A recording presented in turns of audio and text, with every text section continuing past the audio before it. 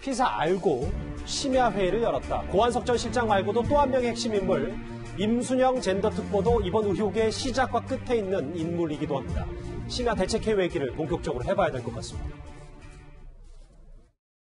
이 사건은 고소와 동시에 피고소인에게 수사 상황이 전달되었습니다. 서울시장의 지위에 있는 사람에게는 본격적인 수사가 시작되기도 전에 증거인멸의 기회가 주어진다는 점을 우리는 목도했습니다. 박 시장은 이 문제, 고소 문제를 두고 8일 밤입니다. 8일 밤은 고소인과 고소인 대리인이 조사를 받던 시점입니다. 8일간 참모들과 대책을 논의하는 것으로 알려졌다. 박 시장이 8일간 참모들과 연 대책회의에서는 4일까지 거론된 것으로 알려졌다. 의문의 심야 대책회의에서도 새로운 정황들이 조금씩 나오고 있는데 장혜철 변호사님, 밤 9시경부터 그러니까 실종 전날 밤 9시부터 한 3시간 정도 진행됐고 여기서 사퇴까지 거론됐다는 얘기가 나오고 있거든요. 이 대책회의가 처음에는 짧게 열린 것처럼 보도가 됐었는데 알고 보니까 전날 밤 9시부터 자정 가까운 무렵까지 거의 3시간 넘게 릴레이 회의가 진행됐다는 거 아니겠어요? 그렇다는 것은 상당히 중요한 문제, 매우 심각한 문제에 대해서 회의 내용으로 오갔다는 뜻이고 여기서 이 미투 의혹에 대한 대책으로 박원순 시장이 서울시장 측에서 물러나는 것, 사임하는 것까지 논의가 됐다는 보도가 나오고 있습니다. 물론 회의에 참석한 것으로 지목을 받고 있는 임순영 젠더특보 같은 경우는 사임 논의 아니었고 그리고 현안에 대해서 이야기했다. 본인이 직접 보고한 그 불미스러운 일, 성추행 의혹과 관련해서는 별다른 논의가 없었다고 말을 하는데 상식적으로 봤을 때 정무직 다른 비서들이 참석한 것이 아닌 이 회의에서 유독 젠더특보가 참석한 회의에서 미투 의혹과 관련된 논의가 없었다는 게 이해하기 힘든 대목이고요.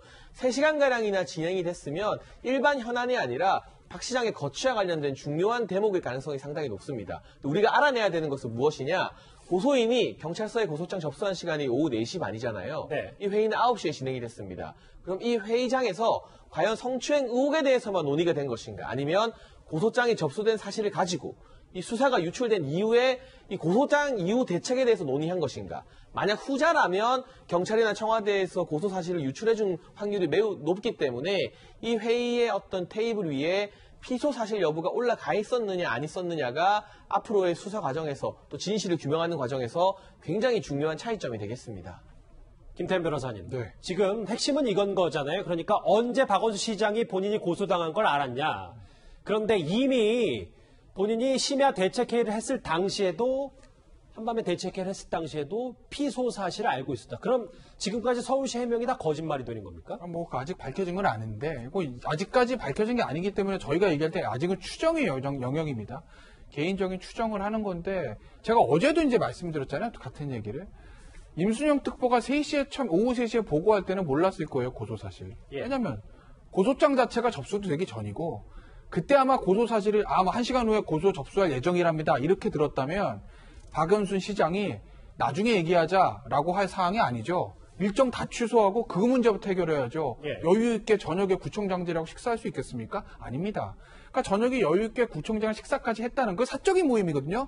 그걸 그냥 했다는 얘기는 임순영 특보가 시장님 불미스러운 일 없으십니까? 여기까지만 얘기가 되고 뭐 고소장 접수된 건 몰랐다는 거예요. 그 이후에는 진도가 나간 게 아니고요. 그렇죠. 그런데 그 이후에 9시 이후에 갑자기 젠더 특보가 들어와서 현안 회의를 합니다. 젠더란 문제가 중요한 문제긴 하지만 심야에 긴급한 현안이 생겨서 해야 될 만한 그런 건 아니거든요. 왜냐하면 젠더 문제가 그날 밤에 안 하면 꼭 안 되는 건 아니지 않습니까? 그 다음날 해도 되는 거죠. 그런데 젠더 특보까지 참석해서 그날 밤에 시장이 개인 일정 맞추고 돌아와서 심야에 회의를 했다라는 건 그 6시간 전에 오후 3시에 시장님 혹시 불미스러운 일 없으신가요? 이 버전이 아니라 뭔가 거기서 더 발전된 긴급한 상황이 있었기 때문에 심야에 그렇게 측근들 모여서 회의까지 한 거거든요. 담당 특보인 젠더 특보까지 해서. 뭘까? 단순히 그 불미스러운 일이 뭔지 확인하기 위해서일까요? 저는 아니라고 봅니다. 뭔가 지금 고소장에 접수되고 경찰에서 심각한 일들이 박 시장 입장에서 심각한 일들이 돌아가고 있다는 걸 인지하고 그 대책을 세우기 위한 어떤 회의였을 가능성이 아직까지 가능성입니다. 추정의 영역이니까 가능성이 저는 개인적으로 높다고 보고 있는 거죠. 그럼 어쨌든 피소 알고 심야에 연 건 맞는 거잖아요. 그러면 어디선가 분명히 유출된 건 또 맞을 테고요.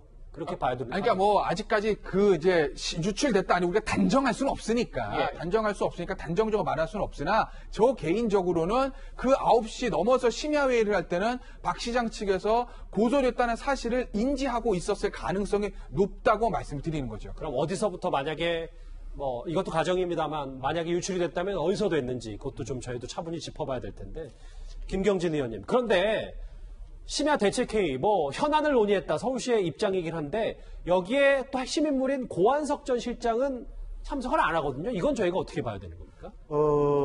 그러니까 고 실장은 이제 기존에 약속돼 있는 별도의 일정이 있어서 참석을 안 했다라고 하는 것 같고요. 예. 박 시장께서 아마 8시에 구청장 모임 참석했을 때까지만 해도 이 문제를 그렇게 심각하게 생각을 안 했다. 그러니까 최소한 고소된 사실을 몰랐거나 아니면 고소된 사실을 얼핏 알았다고 할지라도 상세한 어떤 내용들, 뭐 증거라든지 뭐 이런 것들에 대한 제시, 뭐 이런 것들이 구체적으로 박 시장에 대해서 정보가 안 갔으니까 그러다 보니까 좀 가볍게 생각하고 아마 젠더특보하고 법률 전문가 이렇게 모여서 회의를 시작한 것이 아닌가 지금 그렇게 보여지는데요. 예. 어쨌든 회의가 3시간가량 길어졌다고 하는 그 보도가 만약에 사실이라면 네. 젠더특보께서 기존의 언론과 인터뷰하면서 그냥 가볍게 뭐 현안을 얘기했다고 그렇게 답변하신 부분들은 그거는 우리가 합리적인 의심을 좀 상당히 해볼 만한 대목이 있다. 그게 그냥 단순한 일상적인 현안을 3시간 동안 회의를 했을까? 예. 그리고 거기에 법률 전문가가 굳이 끼어서 했을까? 그래서 아마 저 회의하는 그 시점에서는 뭔가 수사 상황이라든지 이런 것들이 파악이 되고 거기와 관련해서 얘기들이 좀 오갈 가능성이 높아 보입니다. 피소 사실을 알았냐 몰랐냐는 이번 사건에서 꽤 중요한 문제이기 때문에 저희가 차분히 신중하게 짚어볼 수밖에 없습니다. 이도원 의원님. 네. 그런데 이 최측근 고한석 전 실장과 박 시장이 보통 사이가 아니라는 보도까지 지금 쏟아지고 있는데 어떤 관계입니까? 두 사람은요? 언제부터 알았는지는 모르겠지만 그 고한석 실장의 그 삶의 궤적을 찾아보면은 그 접점들이 조금 보이죠. 예. 사실은 이제 고한석 실장은 그 서울대 학생운동권이었고 1992년에 그 이선실 간접 사건에도 연루가 돼서 뭐 그 옥살이도 한 경험이 있습니다. 그렇지만 그 이후에 우리 기업에서 근무를 많이 했고 네트워크 분야, 데이터 분야 이쪽에서 그 계속 그 근무를 했고 또 미국의 그 하버드 케네디 스쿨에서 또 공공정책 관련해서 공부를 했기 때문에 지금은 그 빅데이터를 이용한 어떤 정책, 선거 전략 이쪽에 굉장히 그 전문가이기 때문에 박원순 시장으로서는 향후에 뭐 서울시도 그렇지만 향후 대통령 선거를 생각할 때도 이런 그 전략적인 거를 아마 고 실장한테 기대를 했던 것 같습니다. 근데 고 실장이 지금 취임한 지가 사실 3개월밖에 안 됩니다. 예. 근데 박 시장 주변에는 오래 모셨던 참모들이 또 포진하고 있기 때문에 3개월 안에 완전히 그 조직을 지금 장악해서 모든 상황을 다 파고 있었는지 그거는 좀 생각을 해봐야 됩니다. 만약에 그런 상황이어서 그 전날부터 8일부터 고소 사실도 다 알고 고소 내용도 다 알고 그랬다면은 지금 하고 있는 언론에 대해서 얘기하고 있는 고 실장의 얘기들이 다 거짓말일 가능성이 높기 때문에 이건 굉장히 큰 문제가 되고 그렇죠. 그러나 그렇지 않고 전날 그 대책회의에도 참여 안 한 거 보면은 뭔가 아직은 완전히 정착이 안 돼가지고 핵심 참모들이 꼭 고 실장이 없더라도 박 시장과 중요한 얘기를 주고받을 그럴 상황이었을 것 같고 그 부분은 이제 앞으로 그 수사 상황에서 밝혀져야 되겠지만 3개월의 짧은 그 시간 안에 모든 거를 다 파악하고 또 박 시장과의 관계도 굳건히 했을까 그 부분은 좀 더 따져봐야 되겠죠. 장현철 평론가님, 저 이 얘기만 하고 다음 주에 넘어갈게요. 왜냐하면 오늘 오후에 꽤 이슈가 크게 불거졌다 다시 가라앉은 얘기거든요. 그러니까 서울시 측이 이 고소인 측에 회유 시도를 했다라는 의혹이었는데 사실관계를 좀 짧게 짚어주신다면요. 우선 이 김재련 변호사, 고소인 측 변호인이잖아요. 이제 기자회견을 예고했었는데 그때 서울시의 실장님이 문자를 줬는데 못 받았다. 언제인지는 모르겠다고 밝혔어요. 이 실장이 고한석 비서실장이 아니라 서울시의 여성가족정책실장이 송다영 실장인 것으로 확인을 했습니다. 이제 연결식이 진행되는 가운데 연결식 장례 절차가 끝나게 되면 피해자 측에서 피해 고소인 측에서 기자회견 하겠다고 속보가 나갔어요. 그 속보를 보고 이 여성가족정책실장이 지금은 장례 진행 중이니 기자회견을 좀 늦추면 안 되겠느냐는 취지로 전화통화를 시도했다고 합니다. 전화통화는 연결이 안 됐고요. 나중에 전화를 달라는 문자를 남겼다는 것이죠. 근데 서울시에서 말하기는 고소 이전이나 기자회견 그 이전에는 따로 연락을 한 적이 없다. 기자회견 한다는 속보를 보고 그 시기를 좀 조율하고자 연락을 했을 뿐이라고 말을 하고 있는데 잠시만요. 말씀 끊어서 미안한데 만약 기자회견 전에 서울시가 고소인 측에 전화를 했다면 그건 엄청난 문제인 거잖아요. 그렇죠. 사실은. 사실 회유가 될 수 있는 건데 저는 지금 해명이라고 한 것도 기자회견을 좀 미뤄달라?